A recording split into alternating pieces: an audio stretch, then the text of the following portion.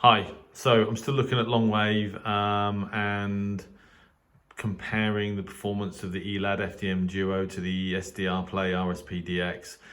Here are the signals from Iceland on 189 and 207 kilohertz. Got a bit of audio. They play a lot of pop music in Iceland on longwave, and they're doing that right now, so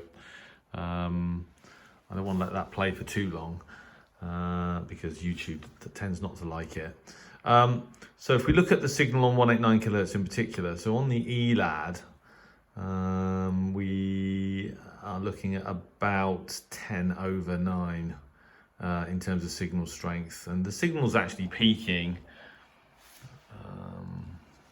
at around -59, -60 dBs. So quite a strong signal on 189. At my QTH, at least my old QTH, the signal on 207 was generally stronger than 189.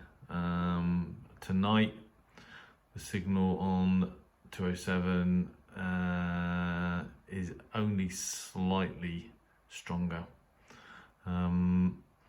So, if we get some audio.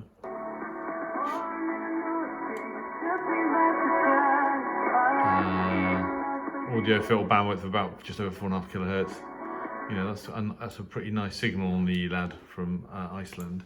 And comparing that with the RSPdx,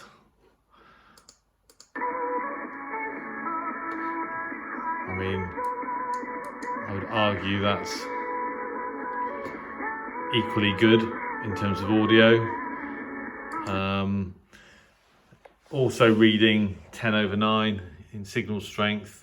Interestingly, on this signal, and I am in HDR mode, it's saying the signal to noise is about 10 dB, and the signal is -62, pretty solid, around -62 dB. So again, there's a discrepancy in terms of the sort of signal intensity, and I don't know whether that's just a difference in how it's calculated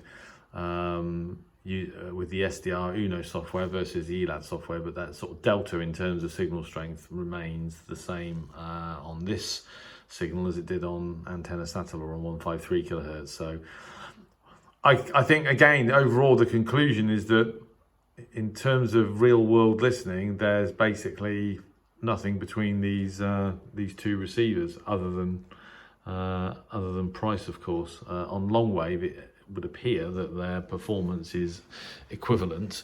Obviously, I'm using the RSPdx in HDR mode, high dynamic range mode, but it would seem that in that mode it is